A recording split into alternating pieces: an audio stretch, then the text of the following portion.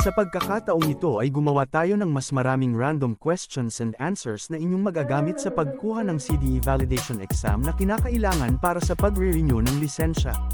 Dahil sa ibang branch ng LTO ay may mga pagbabago bukod sa online CDE exam ay pinagtitik pa ng written examination, kaya ang mga reviewer na ito ay dapat na maisaulo nyo para mas mapadali ang pagkuha nyo ng examination na hindi na kayo mangangamba na baka kayo ay bumagsak at makapag-take pa ng panibago.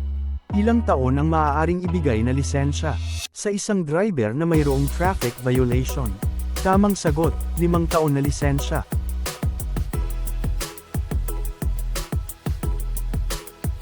Ano ang maaaring ipataw na paglabag kung ang isang driver ay nakapasa sa field sobriety test?